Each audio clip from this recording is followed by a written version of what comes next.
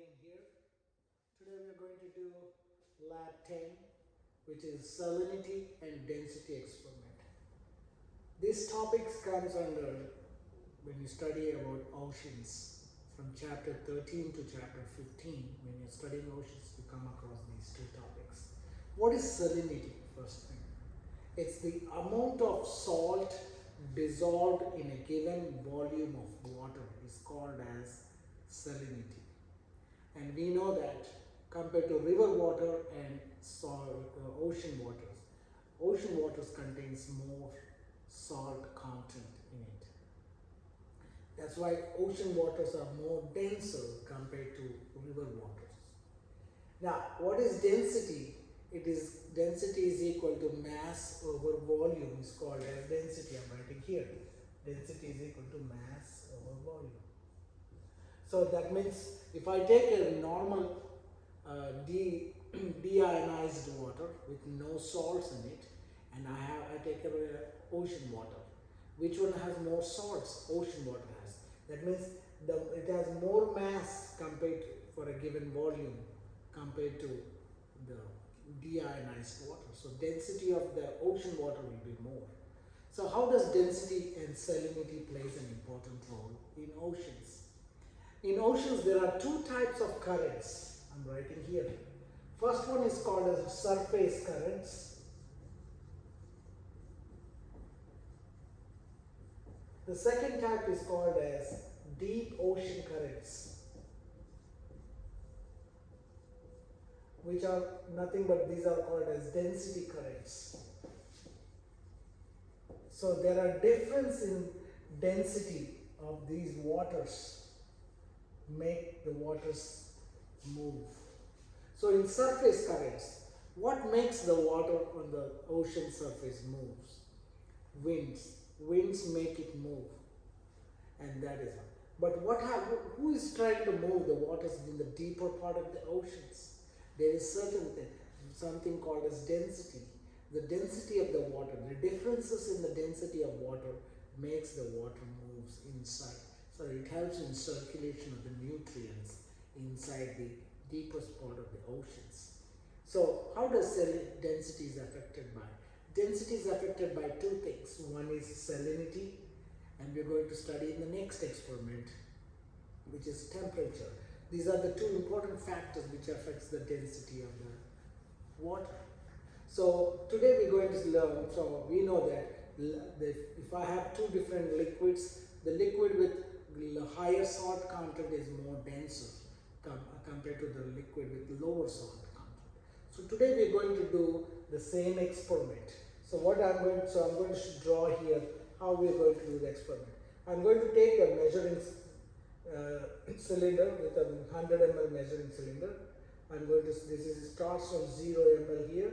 This height is 100 ml. Okay, so I have two measuring cylinders. You see, I have one here and one here, two measuring cylinders. So what I'm going to do is, I have two containers. If you see, one is orange or yellow, whichever color you want to call. This is one saline solution of certain concentration. I'm putting this as A, and there is another saline solution which is a blue color, and that is solution B. Both have different salt content. Their concentrations are different. And now you probably wonder how I got these colors. I just added the food color in it. So let's see. So today what we're going to say is, we're going to take a certain volume of, small amount of each volume of these concentrations. So I took 2 ml of each. I took 2 ml of blue color saline solution. I took 2 ml of yellow color saline solution. So now what I'm going to do is, how I can know. So I don't know which one is heavier, which one is lighter. So now, which one you think will sink faster? The heavier salt, the higher salt content liquid, or lower salt content liquid? Good job. It's the higher salt content liquid goes down, sinks faster. So you see, so heavier liquids are heavier or higher salinity containing liquids are more denser, so they sink faster, they move it. and lighter ones they sink slower, they don't sink so fast. So today what we're going to do is we're going to record the time, the moment it starts. When I pour this liquid, the first one I'm going to pour is either one I can pour. I'm going to pour the B one first, which is the blue color. So I'm going to put this as blue. B is the blue color solution.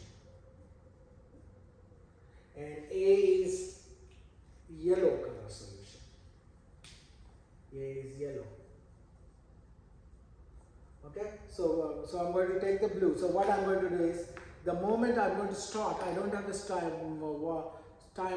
So I'm going to have a timer. I'm going to use a timer, and I'm going to start the timer the moment I put this liquid in, and I'm going to wait till it touches the base. The liquid comes in.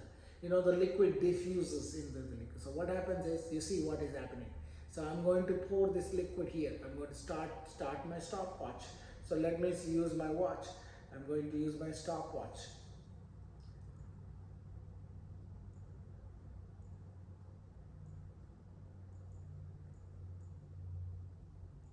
Okay, now I'm going to start the stopwatch. So I'm going to use the time. So the moment it put, I'm going to start it. Okay. Let me use my watch. And you're going to see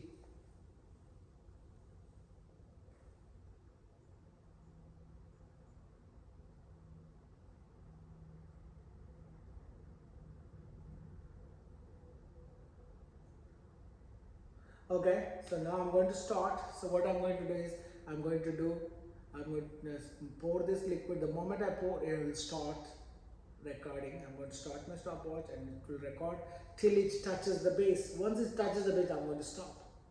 So you have to identify which one comes first. So the liquid which comes first, is it heavier, is more denser or less denser? It's more denser. So today we're going to do that, and that's what is this experiment about. And we're going to do with two different liquids, two different saline solutions, and we're going to record that. So I'm going to just show you the demonstration now.